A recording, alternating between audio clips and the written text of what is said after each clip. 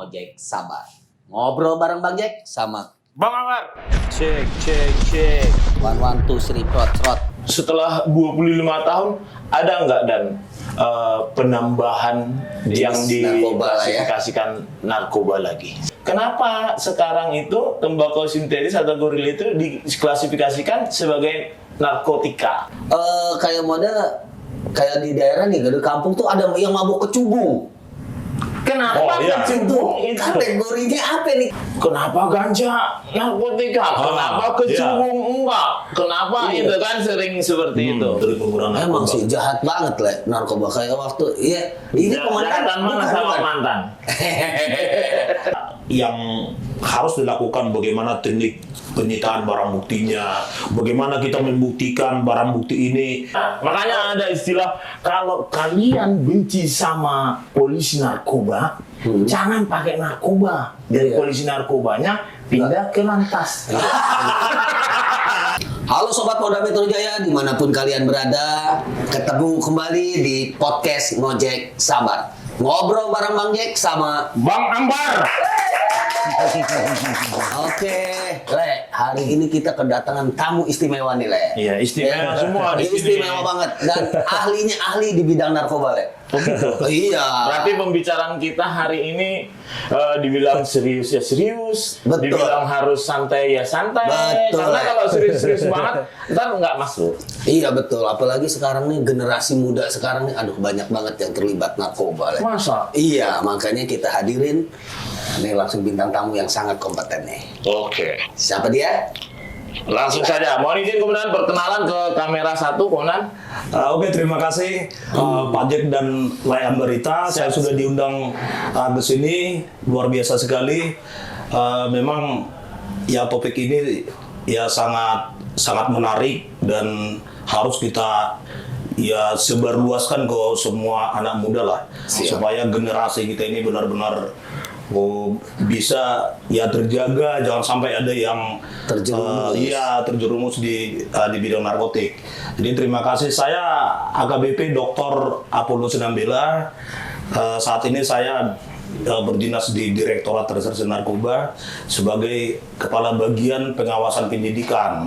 Jadi bagaimana penyelidikan dan penyidikan itu supaya benar-benar berjalan dengan baik. Jangan sampai ada rekayasa. Kalau dulu kan sering sekali tuh, itu dijebak. Wah, itu dijebak. Nah, tentunya nanti ya saya akan menjelaskan nanti bagaimana sih sebenarnya di narkoba itu seperti apa sehingga ya kecurigaan masyarakat yang timbul kepada aparat itu juga bisa terjawab dalam pertemuan kita saat ini. Terima kasih. Tepuk tangan dulu kalau penonton. Ribuan dari penonton di sini.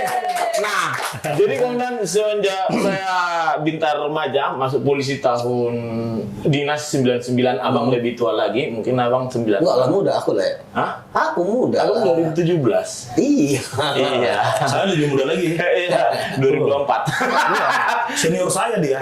Pak Jack senior saya. Oh, siap. Duluan di Gambir, baru saya masuk gitu loh. Oke. Jadi kan kemudian yang pada saat saya dulu masuk polisi, pertama saya kenal putau, heroin, terus sabu-sabu, terus ganja, terus apalagi itu morfin.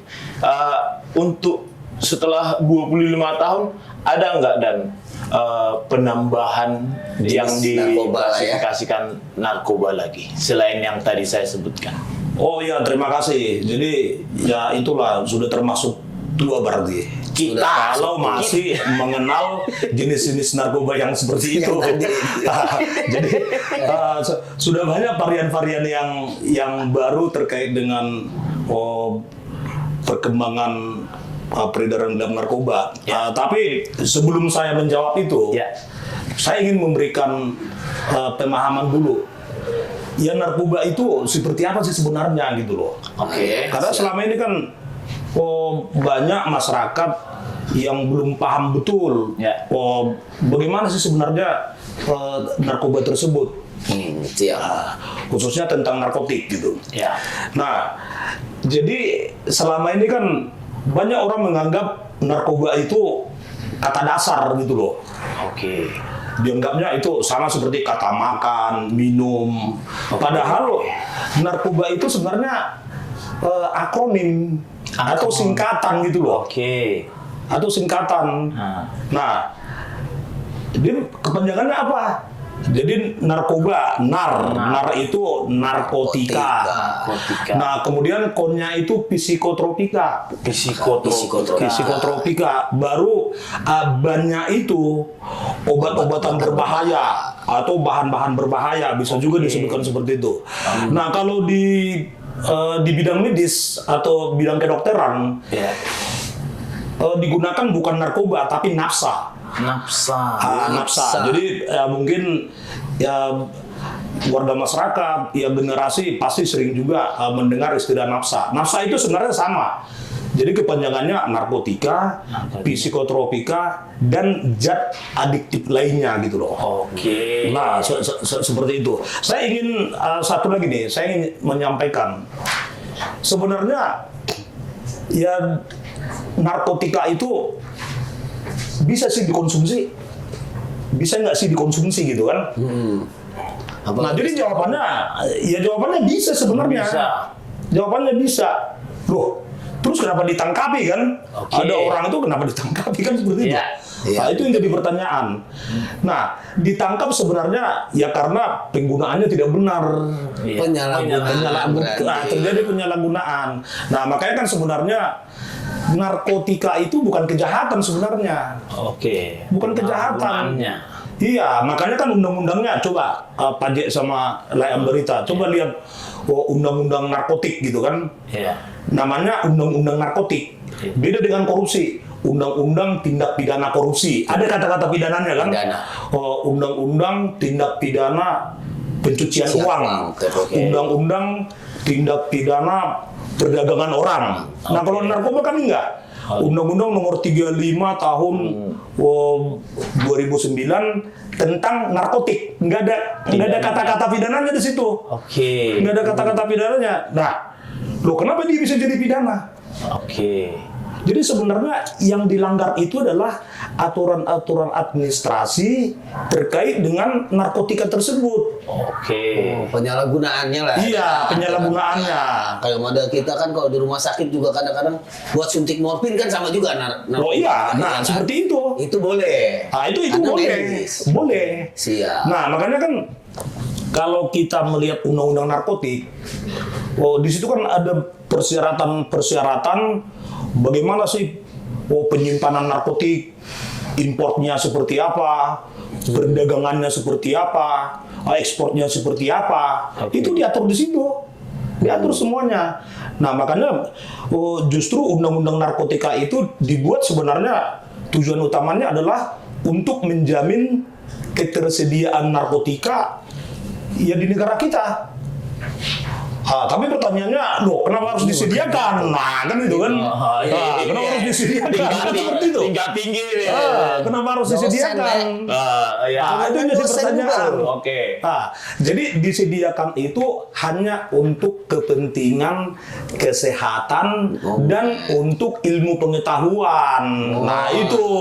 Tuh, masyarakatnya dalam arti disediain narkotik itu bukan disediain buat masyarakat, tapi ini buat medis dan juga buat pengetahuan. Perkembangan ilmu pengetahuan gitu loh. Seperti tadi kan disampaikan, ada orang yang perlu dibius, ya kan? Dia dikasih heroin.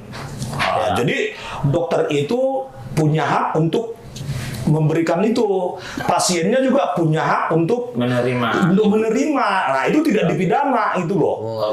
Tapi kalau dipakai untuk santai-santai, untuk gaya-gayaan, diciduk lah. Itu.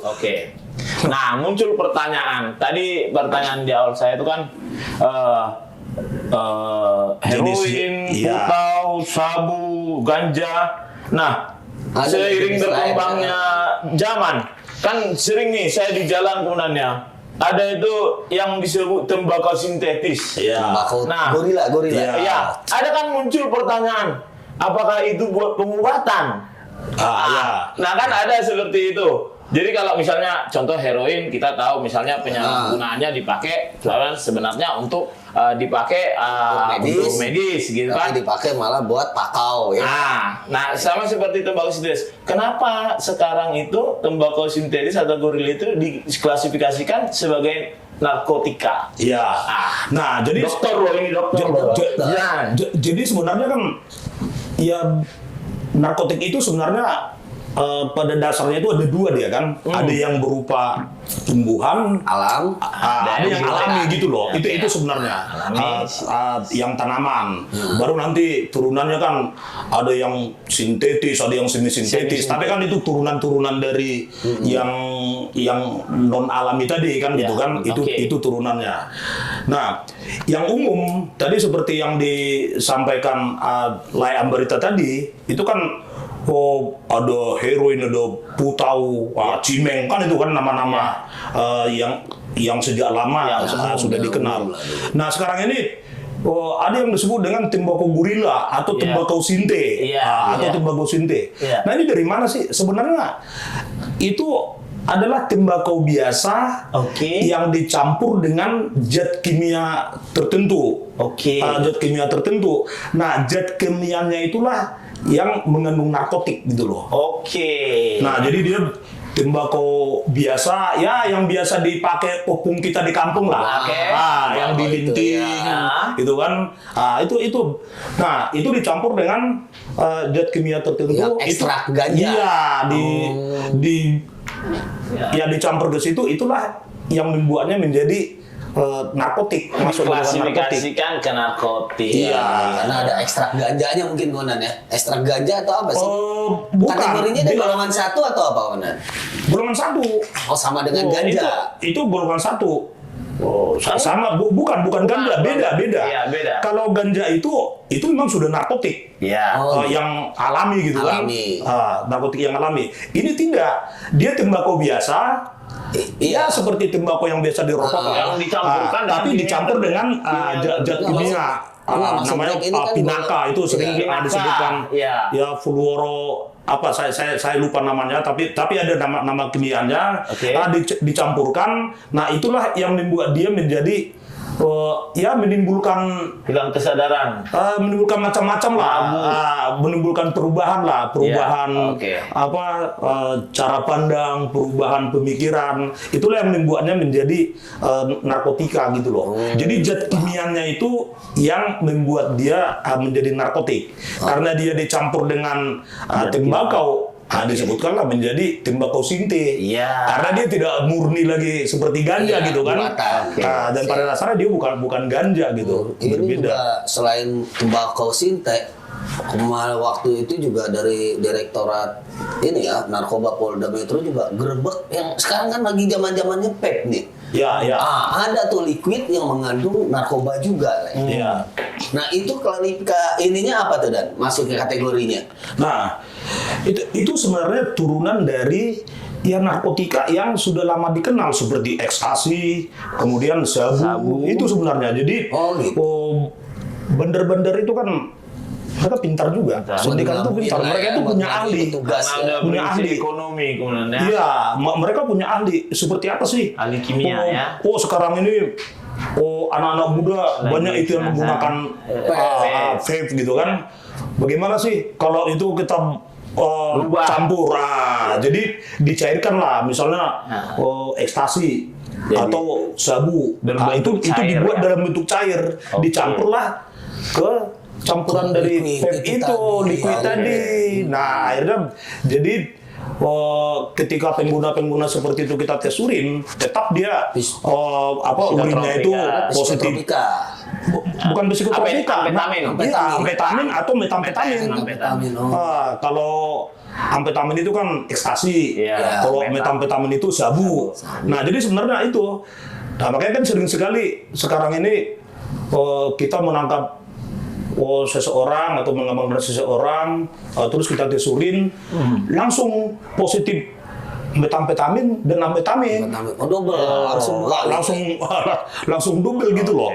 Nah, jadi ya itulah kemampuan ya sindikat itu untuk memodifikasi narkotika itu sedemikian rupa sehingga mudah dikonsumsi dan ya gampang didapat gitu loh. Dan terlihat keren. Iya, terlihat keren. Nah, itu juga Iya dong.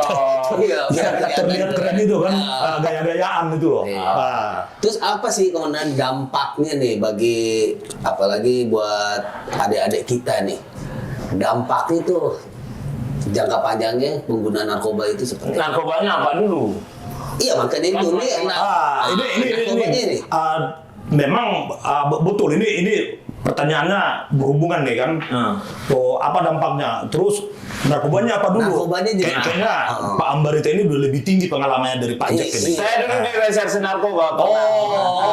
Begitu ya. Iya. Nah, kenapa lah yang Ambarita bertanya seperti itu? Karena ada perbedaan dari setiap narkoba yang dikonsumsi gitu. Iya, makanya juga ada perbedaan. Nanti juga akan disambung, Komandan. Nanti juga akan disambung, nanti dijelasin juga biar ibu-ibu ataupun keluarga di rumah itu tahu apa sih ciri-cirinya kalau andai kata menggunakan sabu.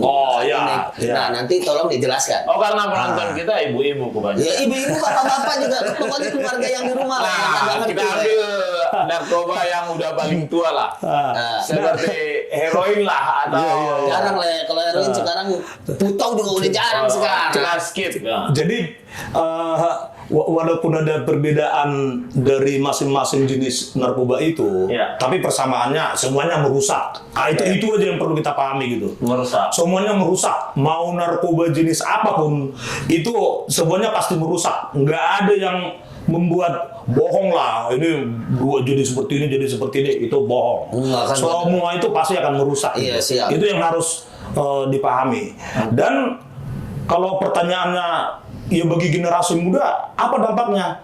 Ya sudah pasti masa depannya suram gitu loh. Itu dampak yang paling jelas ya. Dampak yang paling jelas itu sudah pasti masa depannya suram. Oke. Itu sudah pasti. Jadi kita nggak perlu berteori lah. Kesana kemari gitu. Sudah pasti ya bagi pengguna narkoba generasi muda kalau sudah menggunakan itu sudah pasti masa depannya suram. Nah, itu jawaban kampungnya seperti itulah. Jawaban kampungnya. Nah, pertanyaannya kan, kenapa kok bisa membuat masa depannya jadi suram kan gitu kan? Kan seperti itu. Nah, ada 3 hal utama yang dipengaruhi oleh narkoba tersebut. Sehingga dia menjadi merusak gitu. Nah, yang pertama itu dari segi fisik. Dari segi fisik itu yang pertama. Nah, kemudian dari segi psikososialnya atau psikologisnya. Nah, kemudian dari dampak sosialnya 3 hal itu. Nah, bagaimana yang fisik itu seperti apa? Ya sudah pasti ya penggunaan narkoba itu mengakibatkan penyakit yang merusak semua organ-organ tubuh lah, ginjal, hati, otak. Nah, itu udah pasti tuh, sudah pasti dirusak itu, sehingga nanti ya badannya jadi kurus, kan gitu kan, macam-macam lah. Ya bisa menimbulkan hepatitis, penyakit hepatitis B, kemudian hepatitis C, bahkan sampai HIV dan AIDS gitu loh. Kalau untuk laki-laki bisa jadi impoten. Bayangkan aja, masih muda udah impoten ya kan? Iya. Gangguan konsentrasi juga, Konan. Ya itu termasuk itu sudah pasti merusak konsentrasi, itu sudah pasti. Kalau bagi wanita itu bisa merusak janin. Kalau misalnya sedang hamil, dampak penggunaannya itu bisa merusak janin gitu loh. Jadi itu dari segi fisiknya. Nah, kemudian secara psikologis itu seperti apa? Wah, itu nanti penggunaannya itu dia sering berpikir halusinasi halusinasi. Jadi tidak nyambung antara apa yang dipikirkan dengan dunia nyata gitu loh. Parno. Iya, Parno. Bisa lah. Paranoid. Iya, bahasa kerennya itu Parno lah. Iya. Bisa juga gini kan. Dia merasa seperti bisa terbang gitu. Wah, kayak Seperti Spiderman. bisa terbang gitu kan. Padahal dia terbang rupanya lompat dari lantai. loncat dari lantai. Kan seperti itu kan. Halusinasi. Bisa sampai bisa halusinasi. Ya terus ya sudah pasti kan kalau sudah pikirannya diserang seperti itu, ya mengambil keputusan itu juga ya sudah pasti ya tidak bisa mengambil keputusan yang benar gitu atau yang baik, sudah pasti seperti itu. Nah kemudian ya cemas, tidak punya tanggung jawab, Males. dan yang paling parah itu bisa hilang ingatan. Gila. Nggak ingatan. Aku Iya. mama. Kamu siapa? Nah, kadang-kadang gini Le. Ngomong ini gini dipotong dulu. Kayak kayak di daerah nih, di kampung tuh ada yang mabuk kecubung. Kenapa iya. kecubung itu? Kategorinya apa nih kecubung? Kenapa itu nggak masuk ke narkotika? Nah untuk sekarang memang belum. Kayak ya. model mushroom juga, mushroom tuh. Iya, Jamur. mushroom di Bali ya, itu Iya, banyak dulu. jamur. Itu kan dari itu tuh jamur yang tumbuh Dari di, tai koko, iya, jamur yang tumbuh di situ. Tapi itu sudah setelah dilihat yang mushroom itu sudah masuk kategori narkotik. Sudah Bukan masuk, narkotik. sudah masuk. Nah jadi gini, sebenarnya kan ya negara kita ini kan kaya sekali kan. Iya. Tumbuh-tumbuhan macam-macam. Macam-macam. Ya tumbuh-tumbuhan itu ada yang berbahaya, ada yang tidak berbahaya kan gitu kan. Iya. Nah sementara tumbuh-tumbuhan yang ada di sekitar kita juga itu ada juga yang berbahaya gitu loh. Oke. Ada juga yang berbahaya. Dulu kan kalau kita di kampung kan Ya. ada itu. Itu nggak bisa Makan bisa tuh, dimakan tuh, nanti makanan jadi ular. gatal. Itu kan sering sekali seperti itu. Nah, kecubung itu dampak yang ditimbulkan itu memang bisa seperti dampak Jadi, karena narkotika. menggunakan narkotika gitu loh. Seperti itu sebenarnya. Ya. Jadi itu belum digolongkan ya karena memang ya kecubung itu masih ada di mana-mana kan gitu kan, ada di mana-mana, dan sebenarnya kan itu bukan tumbuhan yang bisa dikonsumsi kan gitu kan. Karena ada racunnya gitu loh. Oke. Ada racunnya. Nah, racun itu ya menimbulkan ya efek seperti penggunaan ya narkoba yang sudah dikenal secara umum. Iya, makanya di narkoba Seperti itu ini kan sebenarnya. pembuatan undang-undang itu kompleks, Bang. Jadi kadang ada perbedaan pendapat. Contoh, kenapa ganja narkotika? Kenapa kecubung enggak? Kenapa itu kan sering seperti itu. Makanya Iya. tadi sudah beliau jelaskan tentang apa yang di alam itu. Jadi kita hidup di negara Indonesia, Oh, iya. artinya ikut peraturan Iya. di negara Indonesia, itu seperti itu. Kalau kita bilang nanti ini begini, perdebatannya ada jadi debat kusir. Semua membuat pembenaran masing-masing. Oh karena dia pakai ganja, enggak masalah pakai ganja di Belanda. Di Belanda legal ganja ke Belanda aja ke Belanda. Di Thailand. Ke Thailand, kejauhan ke Belanda ya. Wah, kejauhan ke Belanda gitu loh. Thailand aja, pergi pindah urus nanti keluarga negaraan ke Dukcapil. Kalau di Indonesia di mana bumi dipijak, di situ langit dijunjung. Nah, ini karena sudah ngomong ini tentang Belanda dan Thailand gitu kan. Oke. Ini ada pengalaman nih kan, ada pengalaman waktu siapa dulu yang konser di Pekan Raya Jakarta itu yang dari luar. Aduh, saya tidak ini sih. Saya kurang. Masalah banyak. Wah, yang iya. konser. Pokoknya ada yang konser lah Iya. dari luar tuh. Iya. Itu penontonnya kan banyak gitu. Iya. Bahkan dari luar negeri. Dari luar negeri. Nah, terus waktu itu ada yang berantem tuh di acara konser itu kan. Iya. Ada yang berantem. Orang dari luar lah, bukan orang Indonesia. Orang luar. Nah, pada saat kita amankan, kita tesurin. Positif ganja kan gitu kan. Oke. Positif ganja itu. Positif ganja. Kita tanya itu. Bro, dari mana? Oh, kami dari negara ini.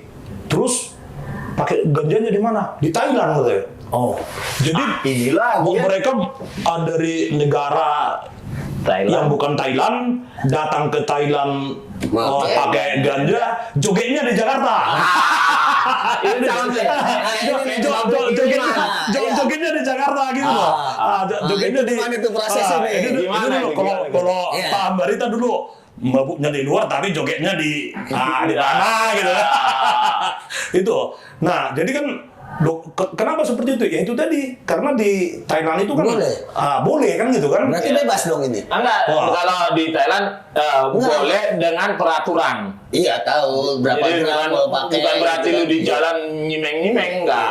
Iya, ada tetap ada aturannya lah, tetap ada aturannya. Tapi mereka menggunakan itu di sana gitu loh. Ya, terus gimana itu kan setelah positif narkoba?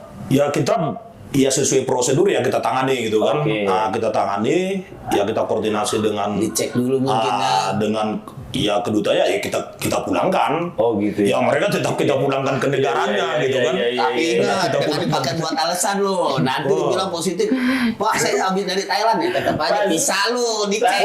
Pas dicek bukan dari Thailand. Matraman. Dari Matraman. Mana itu bisa Thailand mana? Itu ke Thailand.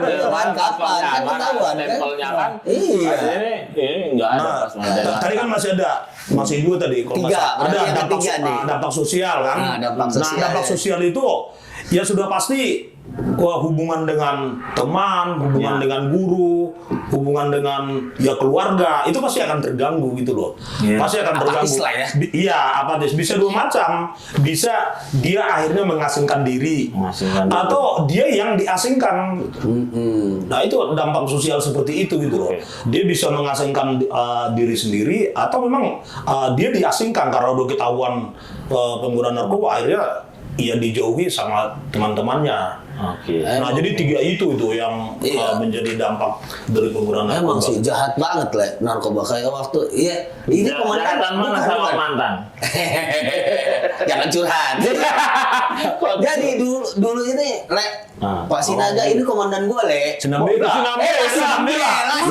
Sama Dia kelamaan nggak ketemu dengan saya. Pak Apollo Sinambela. Masih apa Pak Apollo Sinambela mah? Ingat Pak Sinaga malahan. Jadi ini komandan gue Tapi komandan nggak pernah ketemu sama anak gua ya. Oh gitu. Nggak pernah ketemu. Waktu itu. Iya waktu itu karena cuma tahu nama. Ini Jack mana nih Jack? Nggak ada. Ternyata ada dulu sama Pak Sabtono dulu. Pak Sabtono itu Sabtono sama Agus masih aktif. Masih aktif apa udah purna ya? Masih aktif. Wah, jadi kalau sekarang udah purna. Oh, udah purna sekarang ya. Dulu kan saya lihat itu. Ini Pak Jack ini yang mana sih manusianya ini gitu kan? Kalau tanggal 1 datang ngambil dulu kan masih manual kan? Tidak seperti sekarang langsung masuk kan? Kalau dulu kan harus manual datang kan? Ini manusianya ini kok hebat sekali. Oh tapi jangan salah. Setelah itu saya lihat track recordnya kan? Wah top juga ini kawan ini. Emang nggak nonton. Ya akhirnya kan datang, datang ketemu dia karena hebat lah diambil ke Polda kan. Akhirnya jadi nggak dikembalikan lagi, jadi Polda terus gitu. Jadi nilai bahayanya itu benar-benar narkoba itu benar merusak. Bahkan waktu itu masih di Gambir, sampai kita ini nangkep apalagi di daerah Duri Pulo. Iya. Itu udah sarangnya narkoba. Jadi pas kita zaman apa? Zaman-zaman itu yang Tanah Abang itu kan. Zaman-zaman Puto Itu bisa rice cooker masih ada nasinya. Sama itu di mana? Dijual sampai pas ini mana nih emaknya mau masak gasnya nggak ada dijual. Itu untuk pakai 01 itu. Makanya itulah bahayanya narkoba. Magic Jar itu pakai 01. Oh 01 tuh? Iya. Apa tuh? Yang 01 bukannya yang segini. Oh iya, masih dibungkus kertas. Pahe. Iya. Jadi saya tahu persis itu karena kita pernah juga di situ. Karena kita sama-sama udah tua, udah lama. Iya, makanya kadang-kadang ada juga cerita kocak nangkep gitu kan. Angkat tangan jangan bergerak. Orang di zaman-zamannya Budastik tuh, zaman Budastik. Angkat tangan jangan bergerak. Semuanya pada angkat tangan Ada satu yang nggak mau angkat tangan nih. Loh, kenapa kamu nggak mau angkat tangan? Pak, baru-baru angkat tangan, Pak. Angkat mata aja udah berat. Ya. Nah, ini itu kan karena udah cerita seperti itu. Itu namanya ciri-ciri fisik lah gitu kan. Iya.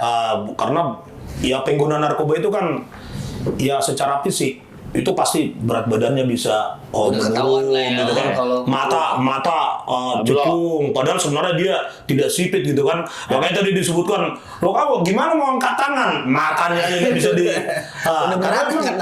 karena itu memang dampaknya seperti itu. Jadi mata merah, cekung, mukanya pucat, bibirnya kehitaman. Pak Jack hitam nggak? Pak Jack hitam nggak? Oh enggak ya? Oh enggak. lagi saya. Ada. Jadi kita ini karena penontonnya banyak ibu-ibu, bapak-bapak, mungkin kalau penontonnya polisi atau anak-anak muda mungkin tidak tahu kemudian. Jadi awal-awal orang itu jadi pecandu narkotika seperti apa sih Konan? Mohon dijelaskan. Oh ya. Nah jadi ya berarti kan apa sih penyebab orang menggunakan narkoba gitu kan? Kan seperti itu.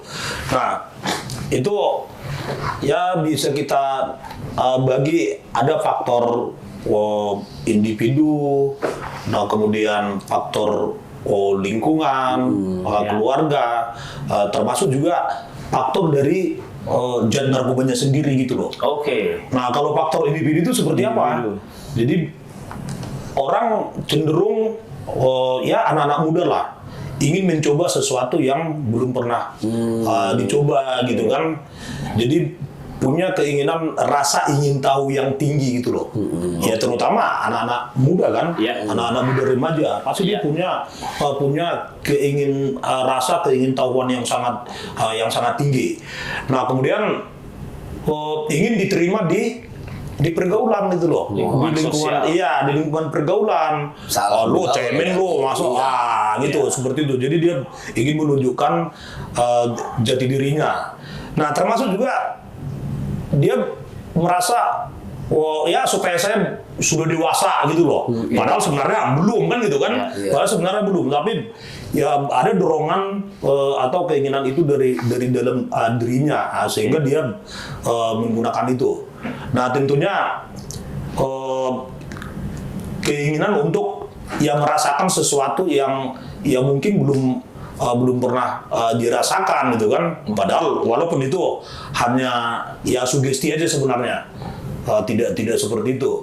Nah kemudian dia ingin keluar dari persoalan yang mungkin dihadapi gitu kan. Masalah keluarga mungkin. Ya macam-macam lah. Ya percintaan. Dia ada percintaan, sering dimarahi.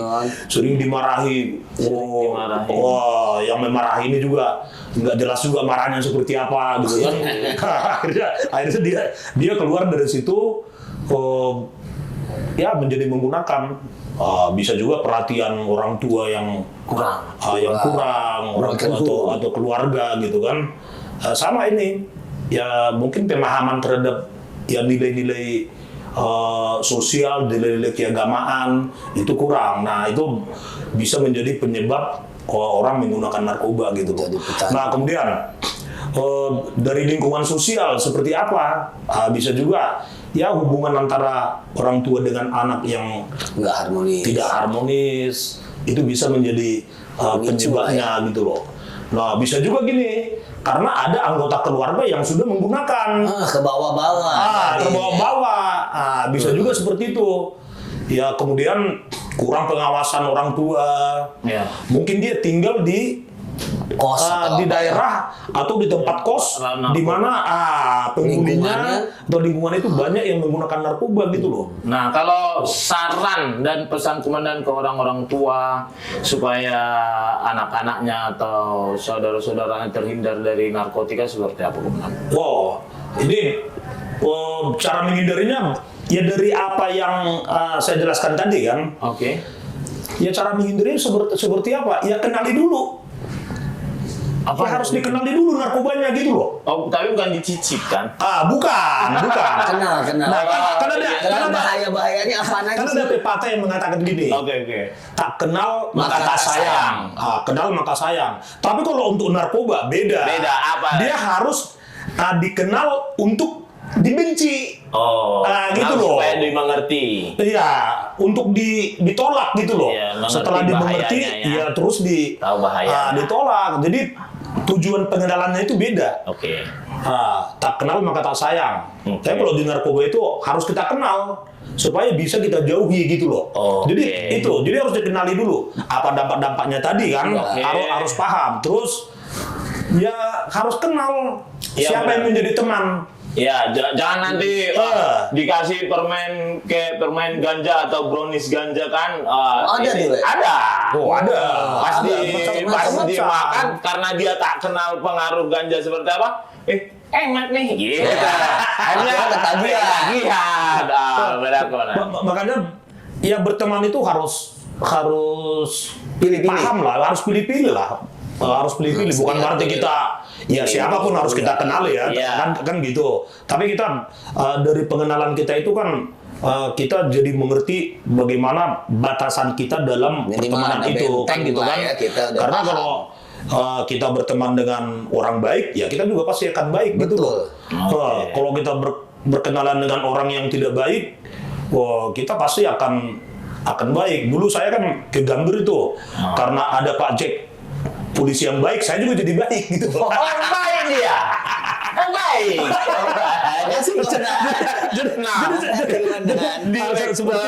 Direktorat Narkoba Polda Metro Jaya ini kan sudah pernah saya baca dan di Times itu, kalau nggak salah itu pernah Times? dia ya masuk ke majalah Times tentang Pemberantasan narkotika.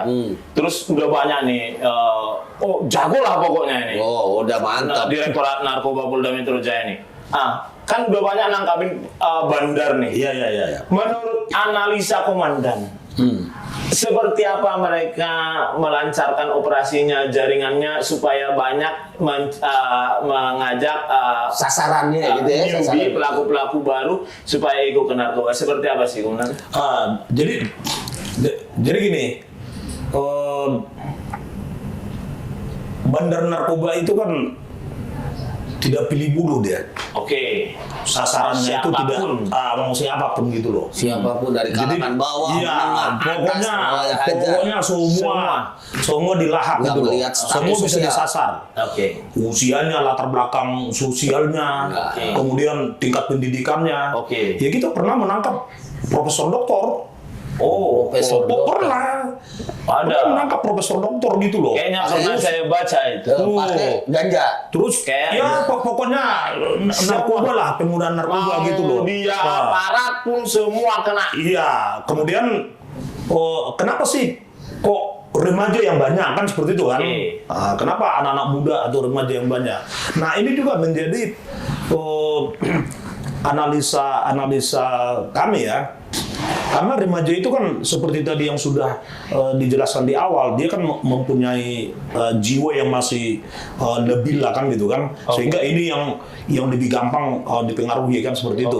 Nah kemudian ketika mereka bisa menyasar remaja secara bisnis, ini kan nanti lama nih. Yang remaja ini kan lama nih, sampai tua. Kalau sudah orang tua kan udah langsung koit. Jadi sebentar aja. Kalau yang remaja ini kan masih lama dia, dewasa. Sehingga itu yang menjadi sasaran utama gitu loh. Itu yang menjadi sasaran utama. Nah, ya bagi sindikat narkoba, remaja-remaja yang terpengaruh tadi, ya itu menjadi lahan basah bagi mereka gitu. Itu yang mereka pikirkan supaya ini sasaran basah itu seperti ini, remaja-remaja yang labil, terus mereka juga bisa minta uang ke orang tuanya seperti itu kan. Nah kalau misalnya udah tua-tua kayak kita ini kan dibilang Udah lah, kalau ada yang tua Le. Boleh usia boleh tua, Oke. tapi pemikiran tetap harus muda gitu Oh, kan. jangan kalah sama yang muda. Supaya iya semangat kita juga tetap tinggi kan gitu. Ya kalau kita tidak bersemangat kan, walaupun saya misalnya saya bentar lagi pensiun, tapi tetap ya semangat Tetap lah, jadi tetap dosen lah. tinggi gitu. Tetap lah, pensiun kan dosen. Nah, ini one a million question ini. Ini yang ditunggu-tunggu para netizen ini. Jadi kan gini kemudian. Jadi di di DM saya itu atau di komen-komen itu sering muncul seperti ini. Pak, itu kalau misalnya klasifikasinya ditahan atau direhabilitasi itu Ya, seperti apa sih Pak kalau ditangkap gitu? Wah, ini sudah bicara penegakan hukumnya ya. Nah, iya. Nah, sudah Kita bicara udah- tentang masyarakat juga paham dan takutnya. bagaimana penegakan hukumnya gitu. iya. Jadi betul sekali Pak Amrita. Jadi secara umum Ya. untuk sekarang ya ada dua jenis hukuman. Oke. Saya tetap menggunakan kata-kata hukuman itu loh. Iya. Hukuman yang umum kan itu sampai penjara. Oke. Sampai di penjara. Oke. Nah, kemudian yang kedua itu rehabilitasi. Oke. Oh, itu hukuman juga itu. Wah, hukuman juga. Hukuman juga. Rehabilitasi itu sebenarnya hukuman juga. Nah, hukuman kepada siapa? Yang berhak kepada nih. pengguna gitu loh. Pengguna. Nah, kepada pengguna. Kalau yang penjara tadi itu kepada sindikatnya lah, bandar dan kaki tangannya gitu loh. Oke. Bandar dan kaki tangannya. Oke. Nah, loh kenapa? Kenapa pengguna itu direhab, tidak dipenjara kan gitu? Oke. Jadi kalau kita lihat sekarang dalam perkembangan hukum sekarang kan, ya pengguna itu korban gitu loh. Pengguna itu korban. Korban dari siapa? Korban dari ya sindikat tadi. Oke.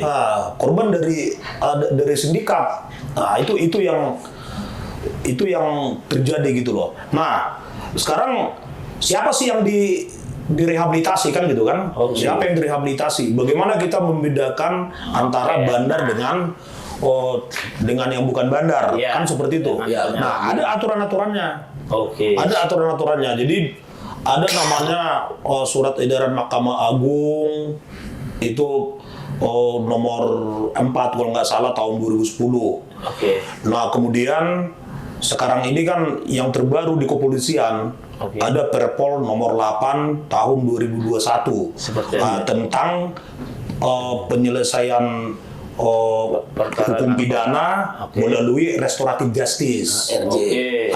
RJ. Nah, rehabilitasi di bidang narkotik atau RJ di bidang narkotik. Nah, itu sebenarnya rehabilitasi itu. Oh. Nah, gitu loh. Iya. Jadi restoratif justice di bidang narkotik, ya itulah rehabilitasi. Oke. Itulah rehabilitasi. Nah, di sana ada persyaratan-persyaratannya. Oke. Ada persyaratan-persyaratan. Dia tidak terlibat jaringan gitu kan. Oke. Tidak terlibat jaringan. Nah, makanya kan ya polisi itu sebelum menangkap seseorang itu sudah harus ada penyelidikannya dulu kan, ada profilingnya dulu. Ini siapa ini?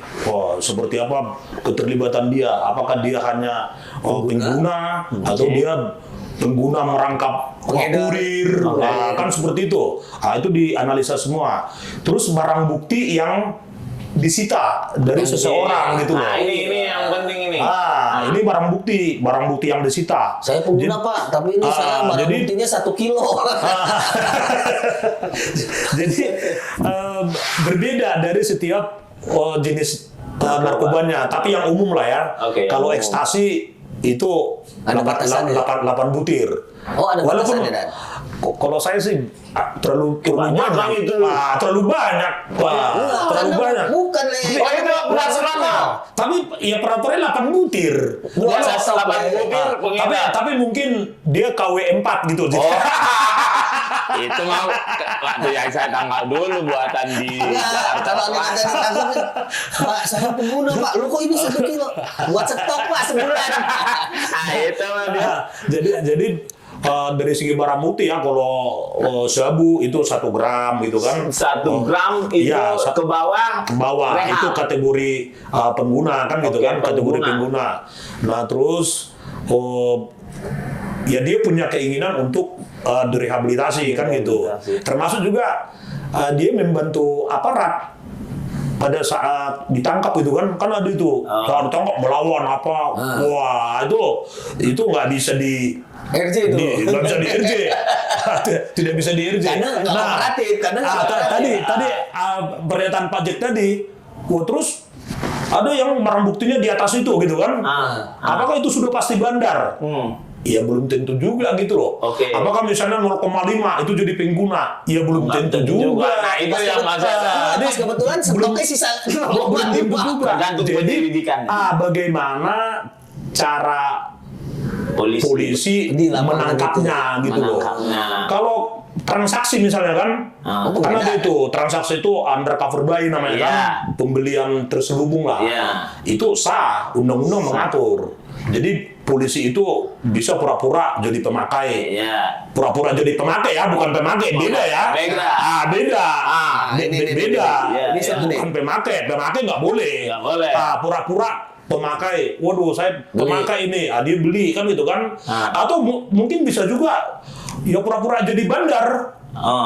Wow. Bisa pura-pura jadi bandar supaya berarti kan kalau bandar kan bisa dapat bandar yang lebih gede lagi, barang bukti lebih besar kan gitu kan. Dapat barang bukti lebih besar. Nah itu teknik-teknik penyelidikan itu tapi pura-pura semua ya. Bukan jadi bandar, pura-pura jadi bandar. Maksudnya mungkin begini. Pura-pura jadi bandar, enggak undercover sale juga. Wow, nggak boleh. Yang boleh itu undercover buy. Undercover buy. Bukan penjualan terselubung. Itu yang harus dimengerti sama masyarakat. Nggak boleh. Jadi nggak boleh itu kan. Polisi polisi nyaru sebagai pembeli, nangkep polisi yang nyamar sebagai bandar. Wah itu boleh. Jadi gini. Gila, undang-undang itu mengatur gini. Kalau polisi tidak benar dalam melakukan pekerjaannya, ya itu juga salah, itu juga pidana gitu loh. Itu ada aturannya. Jadi menegakkan hukum dengan cara melanggar hukum, itu kejahatan. Nah itu harus diingat itu. Zaman dulu nih kan ada, kalau zaman dulu ini kan zaman dulu undercover buy gitu kan, undercover buy itu polisi zaman dulu narkoba ikut terjun. Kalau zaman dulu kan ikut terjun, orang make yang benar-benar make.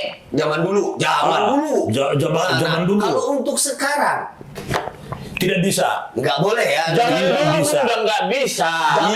Zaman dulu itu saya setuju dengan Lai Ambarita. Zaman dulu juga sebenarnya tidak boleh. Dia hanya itu berlindung di balik pembenaran, di balik teknik-teknik itu tadi. Dulu kan sampai terjun sampai terjun langsung.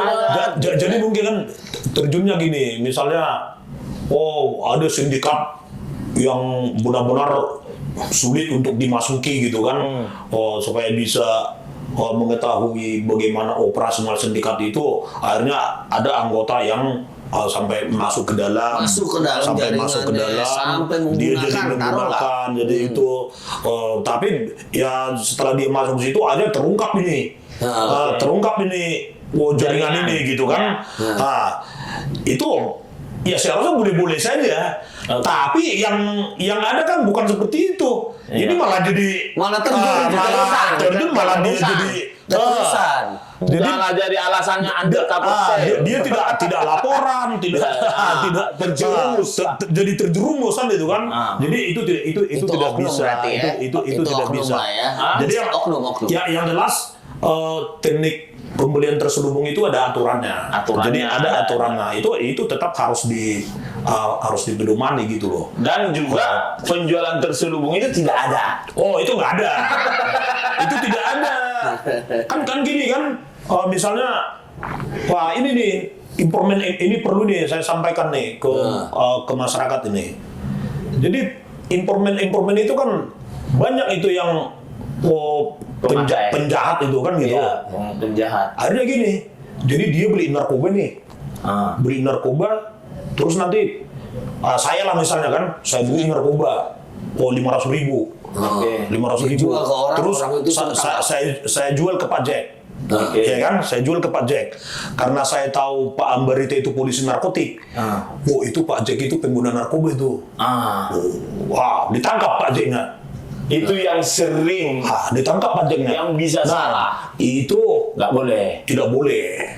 Memang secara kasat mata Pak Ambarita itu nggak salah. Pak Jack ditangkap, ada barang bukti narkobanya gitu kan. Oke. Dites urin positif. Oke. Cuman kan gini, salahnya di mana? Pak Amber itu tidak menimbangkan, lu belinya dari mana? Bisa gitu kan? nanti kalau dikembangkan seharusnya jadi gini. dikembangkan Ke diri sendiri. Saya kan gitu kan. Jadi ke saya. Nah, inilah ini tantangan juga bagi para polisi juga nih. Oke. Jadi udahlah zaman sekarang jangan menggunakan informan-informan yang kampungan yang konvensional seperti itulah. Sudah tidak zamannya. Gitu ya. Sudah tidak zamannya. Sekarang ini semua udah serba teknologi. Iya, Oke. benar. Semua udah serba teknologi. Sindikat itu ya menggunakan teknologi yang ada. Iya. Ya berarti pengungkapannya juga ya Dengan harus menggunakan teknologi gitu loh. Iya. Tidak menggunakan Informan. ya teknik-teknik informan yang nakal. seperti yang nakal seperti itu. Bayangkan aja itu kan seperti tadi. Saya beli narkoba, saya kasih ke orang terus itu saya ditangkap. ditangkap. Saya dapat lagi dari Pak Ambarita itu. Dapat uang cepu namanya kan? Uang cepu namanya. Nah, itu banyak modus-modus seperti itu. Nah, itu tidak boleh. Itu tidak bisa. Nah, makanya kan sekarang ini sekarang ini kita benar-benar melakukan pengawasan Wasidik tugasnya nih. kepada ya penyidik, termasuk kepada penyidik lah, yang jangan sampai ada yang menyalahgunakan Kasus-kasus ya metode-metode itu. tadi.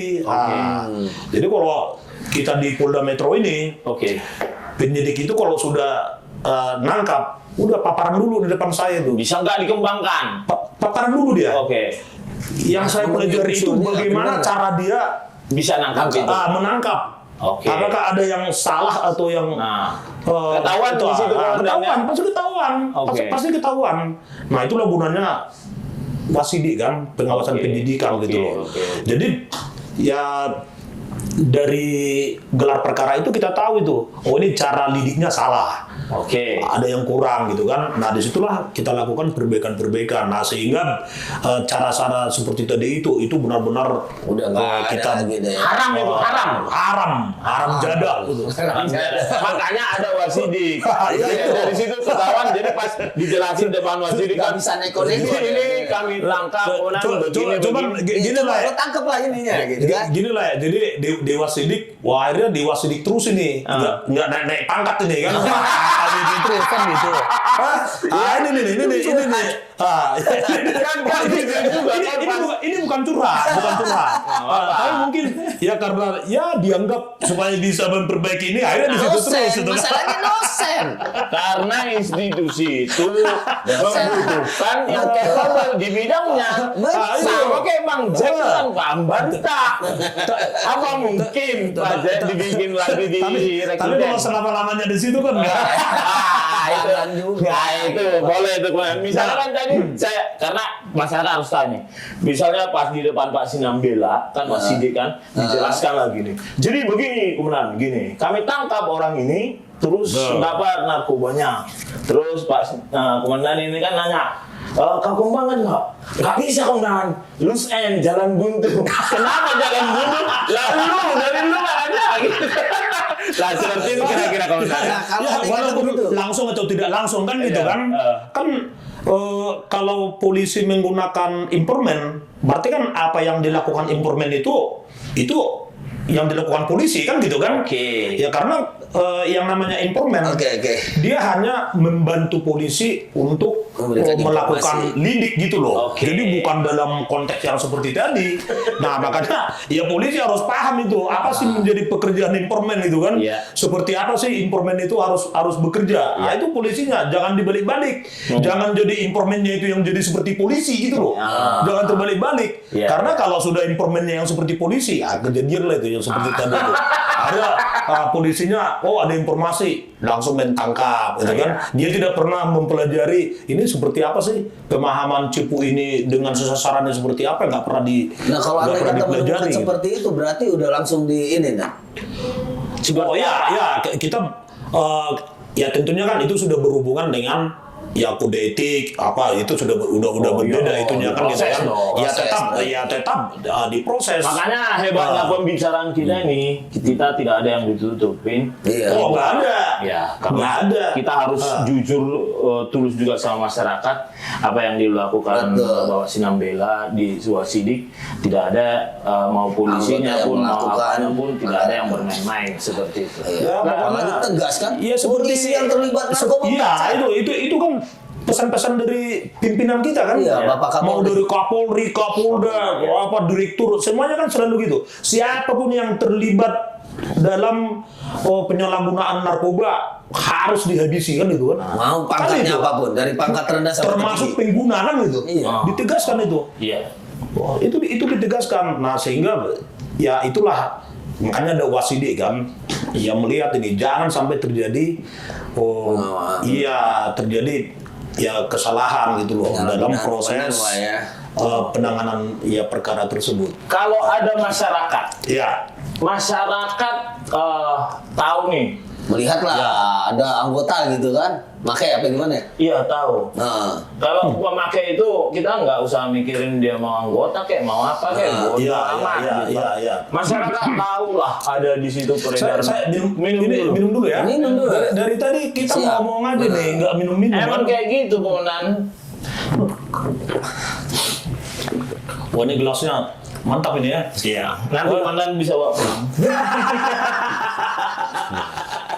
Jadi jadi yang sering di masyarakat itu gini, di DM saya juga sering terus kalau ada masyarakat tahu tentang peredaran narkoba di wilayahnya, apa yang dilakukan? Ini pertanyaan yang sangat bagus ini. Sebenarnya undang-undang narkotik itu juga sudah mengatur tentang peran serta masyarakat. Nah, ini banyak masyarakat yang tidak paham gitu loh. Undang-undang itu mengatur tuh.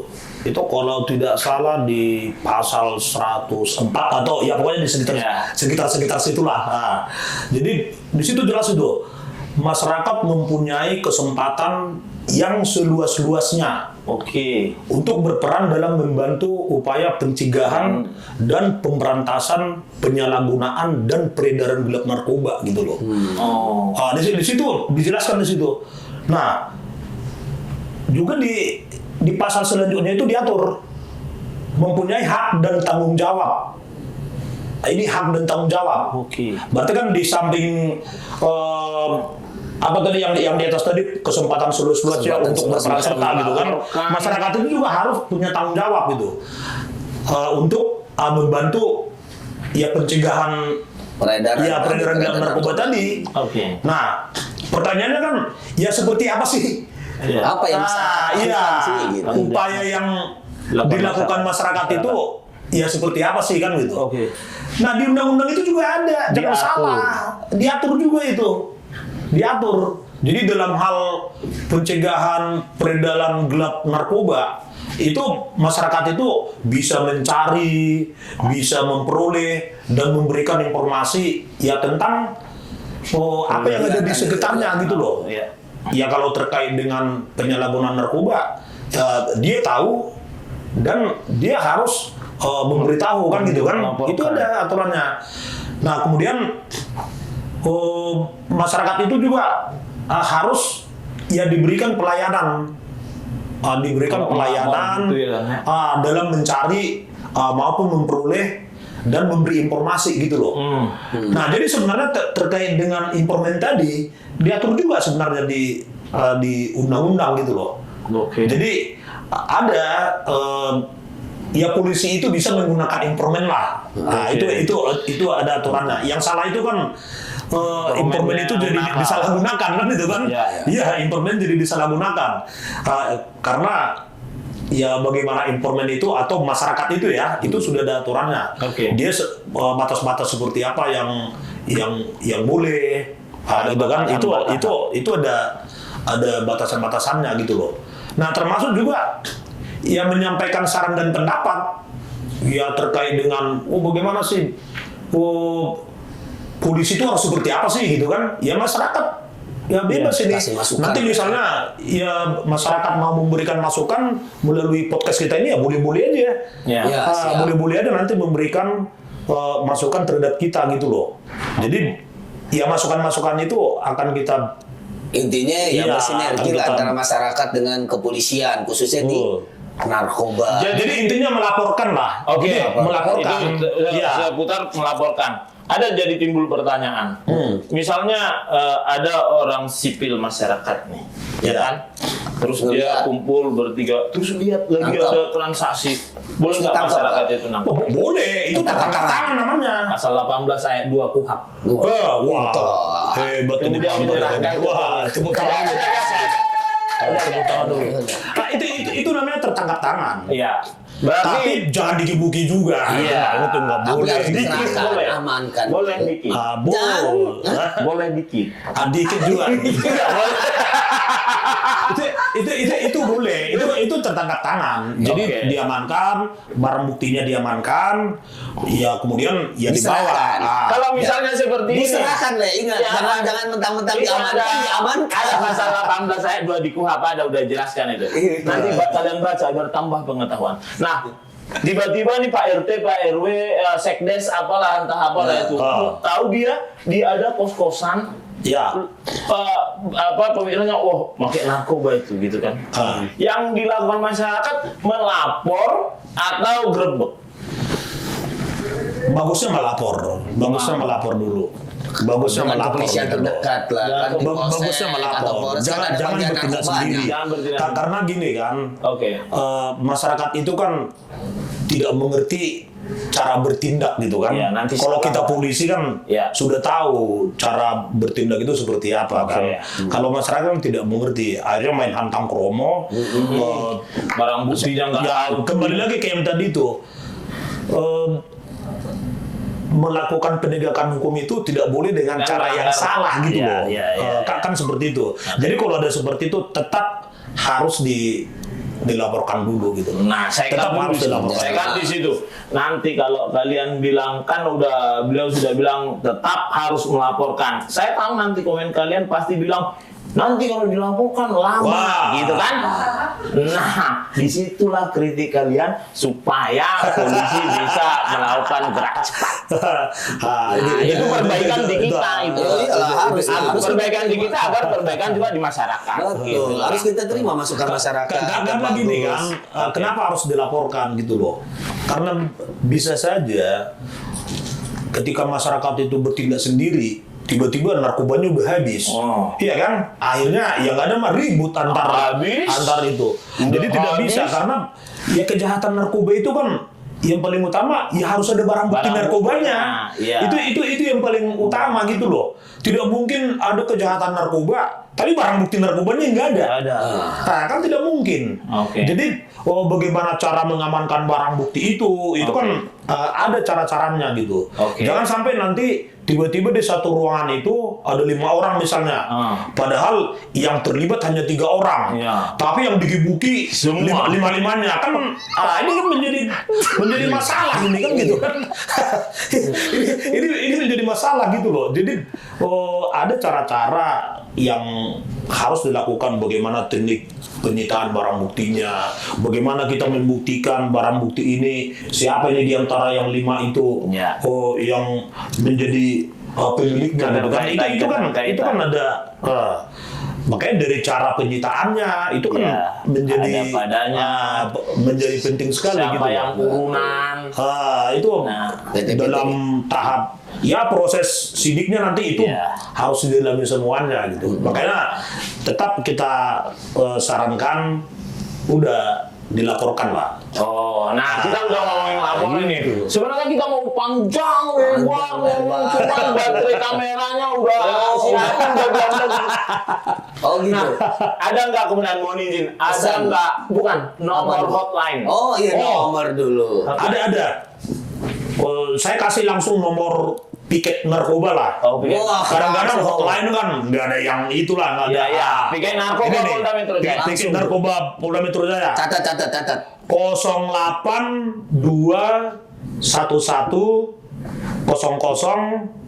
082210028329 itu WA itu. Oh, WA. Itu Oke. WA. Ya ini nomornya kok susah dihafal, makanya catat. Iya, saya catat tuh buat masyarakat kalau andai kata mau melapor. Dan saya bilang nih, saya punya ingatan fotografik memori. 08211002839. Luar biasa. Luar biasa. Enggak, Ada luar biasa.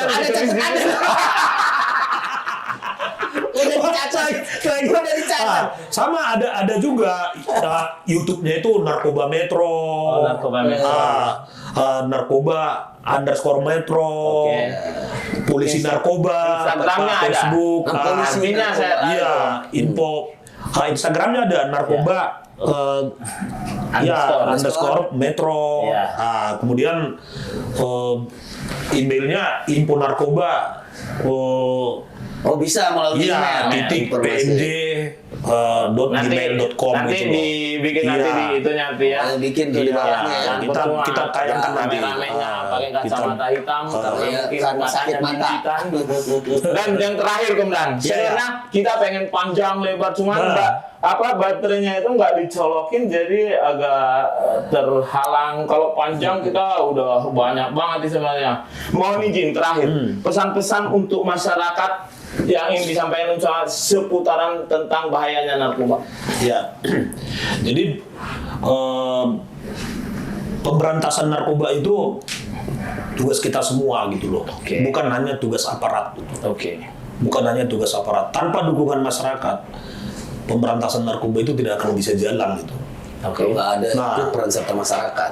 Membentengi masyarakat supaya tidak terjerumus terhadap penyalahgunaan narkoba. Oke. Itu jauh lebih mudah dibandingkan dengan menangkap bandar gitu loh. Pemberantasannya. Iya, dibandingkan dengan menangkap bandar. Jadi pokoknya kita bentengi lah, kita jaga keluarga kita gitu loh. Dari keluarga. Kemudian kalau sudah ada yang ya sudah menjadi pecandu, ya dikasih tahu supaya kita obati. Iya. Supaya diobati, jangan malu. Sekarang ini kan masyarakat kan, keluarga saya pengguna narkoba, jadi malu gitu kan. Nggak boleh, kasih tahu supaya kita obati, bukan untuk dipidana ya bukan, Iya. tapi untuk kita obati gitu loh. Rehab ya. Nah, makanya cara terbaik memberantas narkoba itu seperti apa sih? Jangan ada yang menggunakan narkoba. Itulah cara terbaik gitu. Iya. Itu cara terbaik memberantas narkoba itu ya jangan ada yang menyalahgunakan narkoba.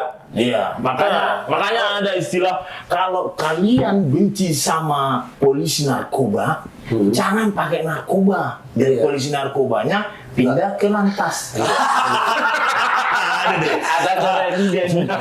Sama terakhir ya, terutama ini kepada generasi muda nih. Ya. Kepada generasi muda, jangan pernah mencoba menggunakan narkoba. Oke. Sekali Anda menggunakan, Oke. saat itu juga Anda mulai mengubur impian dan masa depanmu gitu loh. Kemana dong? Kalian ingat itu. Iya itu. Jadi karena itu, mari kita jauhi narkoba, raih kebahagiaan tanpa menyalahgunakan narkoba. Oke. Mantap. Terima kasih Komandan.